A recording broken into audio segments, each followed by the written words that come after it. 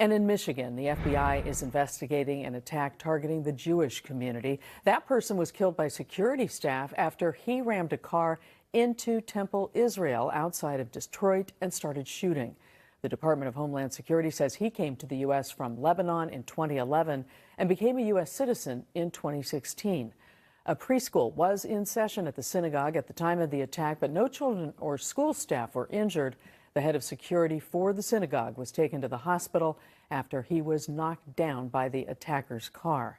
Now, that Michigan attack has Southern California's Jewish community on high alert tonight. NBC4's Robert Kovacic is live for us in West Hollywood with how local law enforcement officers are stepping up patrols. Robert. Carolyn, and the LAPD and the Los Angeles County Sheriff's Department will tell you that there is no credible threat right now to Los Angeles and to houses of worship, but that does not mean that they are not still making sure that these places are as safe as they possibly can be. What you are looking at right now are two members of the Sheriff's Department here checking the Hollywood Temple Beth El. There are 7 houses of worship here in West Hollywood, and they are leaving no stone unturned. We're going to catch up here and talk to Sergeant Richard Murray. As you look here, Richard, tell me what it is that you're exactly looking for and what you're doing.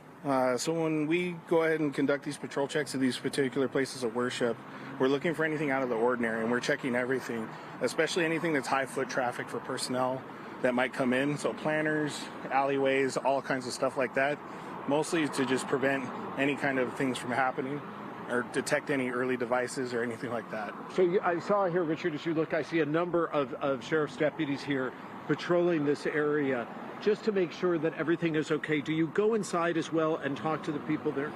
Yeah, we'll go inside if they're open, but obviously we respect their rights and privacy. So we're there if they need us, but however, we don't mind making ourselves known.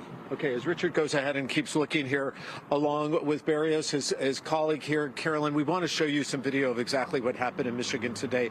Certainly a terrifying experience. A man driving his pickup truck right through the front doors of a temple in a beautiful suburb of Detroit, West Bloomfield. It was there when he drove his car right in through the front doors that he knocked a security guard unconscious, but another security guard was there and managed to shoot that man, as you said, a 40-year-old born in Lebanon. We now know his name. It is Aman Mohammed Ghazali. And let's come back here live and look at just the close work that they're doing here. And understand, Carolyn, that the Los Angeles County Sheriff's Department and the LAPD tell us that they are always well. Now, I believe we got the gist of this video. Let's go over to the next one. Right.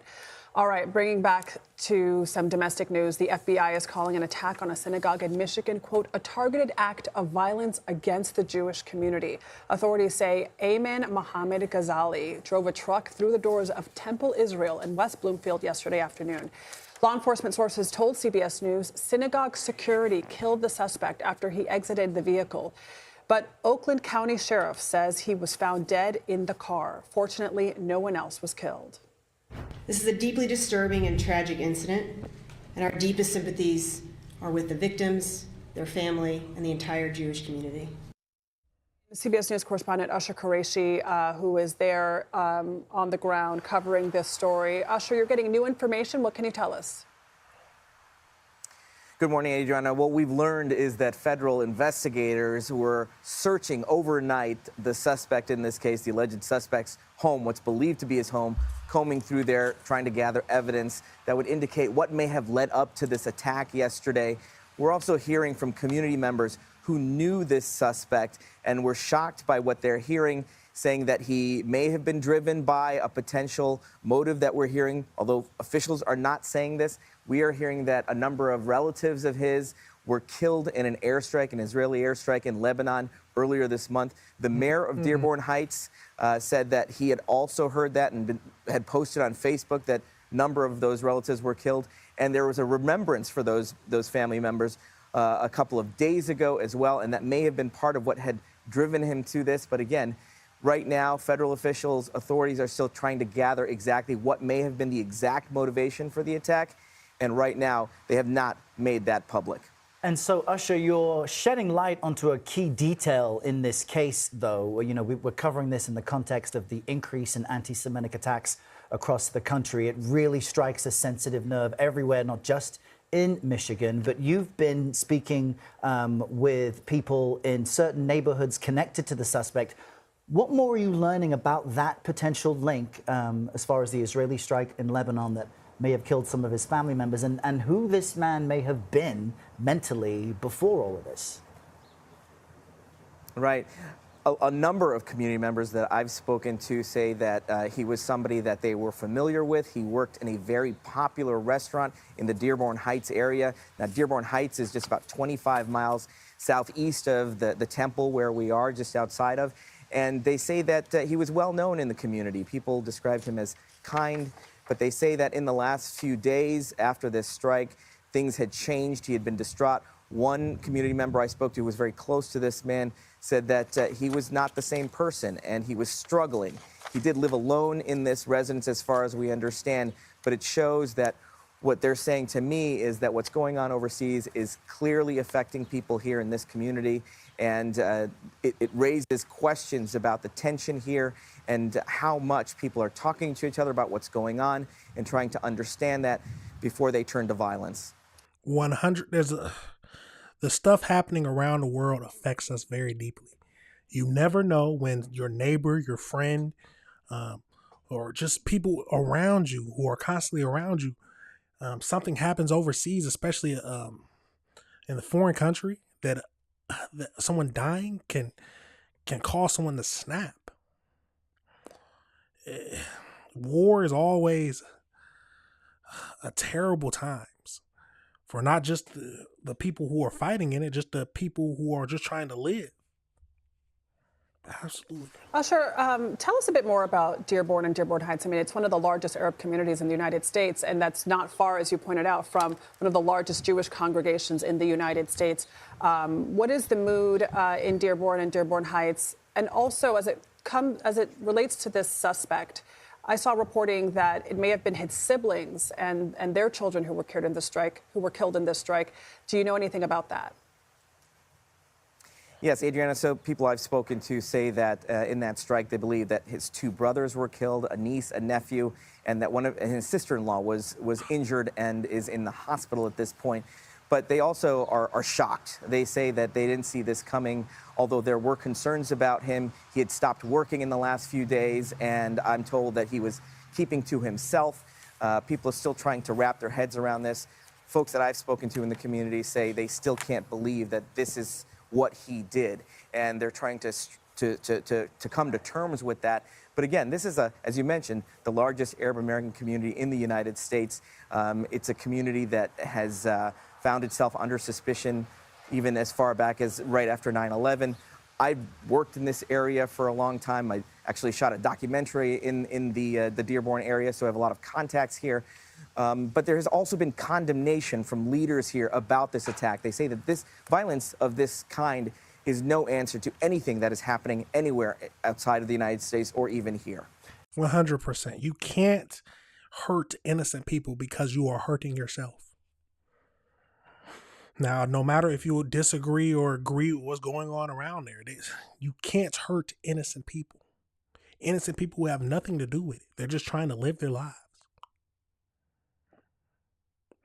Absolutely. And Usher, one thing that jumped out at me during the press conference we watched last hour, we saw Governor Gretchen Whitmer speak, and Senator Alyssa Slotkin, who is Jewish and has not just raised money for Jewish organizations, but she's participated, Senator Slotkin, in events for Jewish and Muslim Americans to bridge the divide, to encourage more domestic unity despite international tensions. I'm just wondering if you can give us a hint as to memorial services planned or anything else planned by the community hoping to bridge these frayed nerves. Yeah, right now what we're hearing from leaders here at the temple is that they're standing strong. They want to continue providing the services to the community here. They want to continue engaging. There's a bar mitzvah that's planned, and that is not being canceled. Wow. They are also holding services temporarily here across the street at the Shenandoah Country Club. Their message is very clear. They are not shaken. They are going to stand strong, and they're going to continue serving their community and engaging with anyone in the area, whether that means through interfaith initiatives or what have you. But again, This is a community that is trying to grapple with what has happened here. And again, it's going to take some time. But right now, what we're hearing from leadership is that they want to stand strong.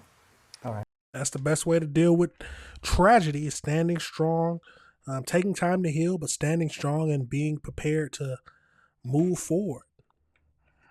But you also got to watch your back at the same time. Let's go over into the AI breakdown just to get a little bit more information about this whole situation. Absolutely tragic. Let's get over into it. Switch to camera view. So we know on Thursday, March 12th, an armed man carried out a vehicle ramming and shooting attack at the Temple Israel in West Bloomfield Township, Michigan. At approximately 12:20 p.m., the suspect rammed a truck through the synagogue glass doors and drove down a hallway while armed with a rifle. The vehicle subsequently caught fire, and gunfire was exchanged between the suspect and the synagogue security. The suspect was killed during the confrontation. No staff or the 140 children in the on-site preschool were injured. One security guard was struck by the vehicle and hospitalized, but is expected to recover. Additionally, 30 law enforcement officers were treated for smoke inhalation caused by the vehicle fire. So the suspect, the FBI has identified the attacker as Amin Mohammed, a 41-year-old nationalized U.S. citizen originally from Lebanon. While the investigation is ongoing, officials have noted that he lost relatives, family members, 2 brothers, 2 children in the Israel strike in Lebanon about 10 days ago. In that 10 days, he's gone from a kind individual that the neighbors described him as to someone who's willing to kill anybody in the synagogue. There was children there, and he did not care at all if any of them would have died. The FBI is leading the investigation and has labeled the act as a targeted act of violence against the Jewish community. Authorities credited the synagogue security team for preventing a mass casualty event, noting that the staff had recently undergone FBI active shooter training. Michigan governor condemned the attack as anti-Semitism and hate, plain and simple. The attack occurred amid heightened religious conflict following the start of a war involving U.S. and Israel forces against Iran. Absolutely crazy. Now, dealing with the loss of a brother, nephews, yes, I can understand the pain that you were probably feeling, but there's no need to go after innocent people who have nothing to do with it. It's as simple as that. A lot of times we have people out here who will get hurt by a certain group of people and think that anyone of that is the same. And that is the problem. There are some bad actors and there's some bad things that happen, but you cannot blame the entire community for it. At least that's my thinking. You might feel differently. Let me know your thoughts on this situation, y'all. Let me know if you disagree with anything I said. I am happy that no one was hurt, because it could have been very tragic if the security didn't step up. Could have been a very tragic situation.